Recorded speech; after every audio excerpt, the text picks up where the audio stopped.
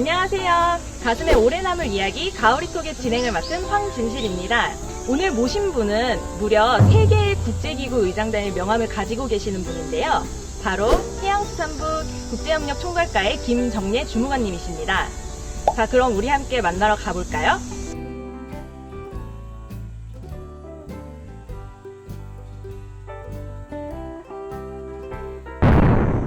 안녕하세요, 주무관님. 오늘은 한국에 계시네요. 네.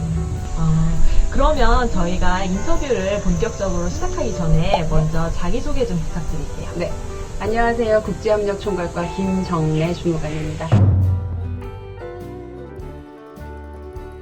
오늘 저는 제가 중서부태평양 수산위원회를 비롯한 세계 국제기구의 의장을 맡고 있다는 이유로 타이 100%로 이렇게 인터뷰에 참여하게 됐습니다.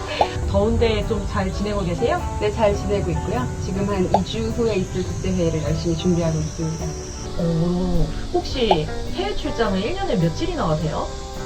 한 연평균 9회 정도 가는 것 같고요. 일수를 계산해보면 한 100일 정도? 그리고 제가 이 일을 한 9년 정도 했으니까 벌써 지구를 한 17바퀴 정도 돈 것 같네요. 그러면 혹시 어떤 기구에서 어떤 자리에 계시는지 들어볼 수 있을까요? 네, 우선 아까 말씀드린 중서부태평양 수산위원회, 영어로는 WCPFC라고 하는데요. 중서부태평양 수산위원회 의장을 맡고 있고요. 그리고 인도양 수산위원회 IOTC라고 하는 기구의 총회 부의장을 맡고 있습니다. WCPFC. 네. 예. 이 기구가 혹시 하는 일이 어떻게 되나요? 지금 WCPFC 같은 경우에는 전 세계 참치의 70%를 생산하고 있는데요. 그 수역에서. 그 수역 생산되는 참치의 쿼터를 회원국 간에 서로 나누는 일들이라든지, 그리고 그 수역에서 지켜야 될 여러 가지 보존 관리 조치를 정하는 그런 기구입니다. 저도 참 참치 좋아하는데요. 전 세계 참치의 70%를 다룬다니 굉장히 친근하고 또 궁금합니다. 네. 참치 나중에 한 접시 좀. 네, 같이 하시죠. 그러면 의장단의 역할은 어떻게 되나요?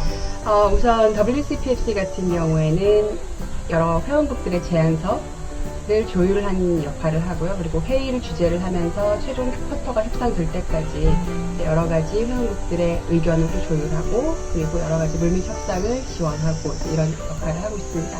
IOTC도 마찬가지로 중서부태평양 수산위원회처럼 지역수산 관리기구이기 때문에 진행되는 방법은 거의 대동소이하다고 할 수 있습니다. 제가 이렇게 듣다 보니 남극 관련 기구에서도 활동하신다고 들었습니다. 그 뉴스에서 아시아 최초 그리고 최연소로 선출이 되었다는 소식을 들은 바가 있는데요. 혹시 주무관님이신가요? 네, 맞습니다. 제가 영광스럽게도 아시아 최초 그리고 최연소로 남극 관련 기구의 이해미원의 의장이 됐습니다. 그 기구 이름이 정확하게 어떻게 되나요? 남극 해양생물보존위원회고요. 영어로는 카물라라고 합니다. 카밀라 굉장히 배우 이름과 비슷한데요. 그럼 그 기구는 어떤 역할을 하나요? 지금 카밀라 같은 경우에는 남극 해양생물 보존을 위한 여러 가지 과학 연구 조사를 실시를 하고요. 그리고 우리가 알고 있는 크릴새우, 그리고 메로우라고도 알려진 이빨고기 조업에 관한 여러 가지 규정을 정하고 있습니다. 그러면 의장단은 어떤 역할을 하게 되는 거예요? 지금 그 카밀라 총회 아래 여러 가지 하부위원회가 있는데 제가 맡고 있는 의장은 이행위원회라는 곳인데요. 이행위원회는 그 기구에서 정해진 각종 규제라든지 여러 가지 보존 조치들을 회원국들이 잘 이행을 하고 있는지 서로 모니터링을 하고, 그리고 법률적인 유권 해석이라든지 아니면은 보존 조치의 개정 필요성 같은 걸 논의하는 그런 하부위원회입니다. 법률 유권 해석이요? 전공이 수산이 아니라고 들었었는데 네. 혹시 전공은 어떻게 되시나요? 제가 학부 전공은 법학이고요. 그리고 어릴 때부터 제가 영어를 굉장히 친숙하게 해와서 대학원은 법률과 영어를 조합할 수 있는 어떤 필드가 있을까를 생각을 하다가 통합대학원으로 진학하게 됐습니다. 전공이 그러면 국제기구 업무하시는데 많이 도움이 되시겠네요? 네, 의외로 수산 분야지만 그 어느 국제기구나 마찬가지겠지만 다자회의에서 여러 가지 규범을 만들고 하는 일을 하기 때문에 학부에서 쌓아왔던 여러 가지 법학적 지식이라든지 논리적 사고가 이 일을 하는 데 굉장히 많은 도움이 되고 있습니다. 국제기구 의장단으로서 이제 각 회원국이 다른 입장을 가지고 있을 때 그걸 조율하는 일이 굉장히 중요할 것으로 보이는데요. 혹시 본인만의 노하우 같은 게 있으신가요? 이런 말씀을 드리면 너무 뻔하다고 말씀하실지 모르겠지만 일단은 성실성과 관심인데요. 일단은 회의가 시작되기 한참 전부터 이제 여러 가지 경로를 통해서 주요 회원국들에게 접촉을 해서 그분들의 관심사는 뭔지 그리고 어떤 우려사항이 있는지를 파악을 하고 여러 가지 물 및 조율 절차가 많이 필요한데 그런 절차를 통해서 조율을 하고 있습니다. 그러면 혹시 의장단으로 선출되기까지에는 어떤 비장의 수법이라든지 비법이라든지 카드 이런 게 있는 건가요? 그것도 이렇게 말씀드리면 좀 재미없을 수도 있는데 또 성실성이 관건이라고 생각합니다. 제가 여러 기구 의장으로 선출되기 전부터 한국 대표단으로 여러 회의에 참석을 했었는데요. 그때 회원국들이 제가 보여줬던 깊은 관심도라든지 그리고 여러 가지 성실한 태도를 보고 아마도 의장으로 추대를 해주었지 않은가 그런 생각을 합니다. 이렇게 자세하게 답변해 주시는 걸 보니 그것이 드러나는 것 같습니다.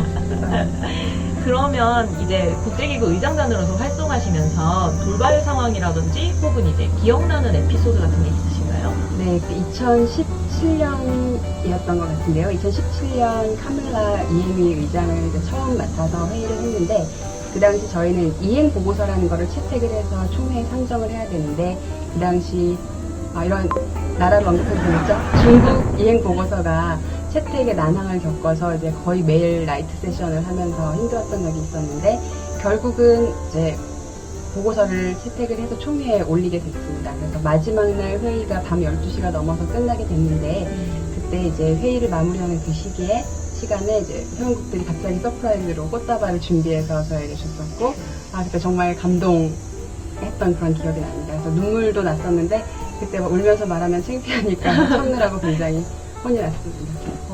굉장히 저도 한번 겪고 싶은 그런 경험이네요. 네.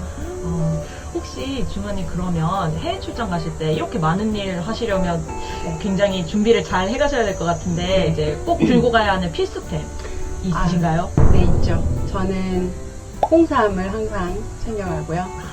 홍삼 중요합니다. 그리고 이제 매일매일 이제 회의를 위해서 준비하고서 아침 식사로 영양제를 챙겨갑니다. 네. 한 줌의 영양제와 홍삼 그리고 이제 약간 스팀이 나오는 안대가 있는데 그걸 항상 출장에 챙겨갑니다. 굉장히 중요한 상품 정보들이 많이 쏟아져 나왔는데요. 네. 그럼 마지막으로 이제 주무관님의 포부와 네. 그리고 혹시 하고 싶은 다른 말씀 있으시면 네. 지금 제가 하고 있는 일이라서 그런 게 아니라 지금 지역수산관리기구 업무가 쿼터를 따고 이런 것도 있지만 사실은 국제 정치의 각축전이기 때문에 굉장히 중요한 일이라고 생각하는데 안타깝게도 우리 국민들이 잘 모르고 계신 것 같아요. 그래서 우리 해양수산부가 이렇게 열심히 지역수산관리기구 업무를 대응을 하고 있다는 거를 국민들한테 좀 홍보가 됐으면 좋겠고요. 제 개인적인 포부라면 아까 말씀드렸던 카밀라 같은 그런 국제기구의 이행관으로 근무를 하고 더 나아가서는 사무국장이 되고 싶은 그런 포부가 있습니다. 정말 멋진 포부이십니다. 오늘의 인터뷰는 여기까지입니다.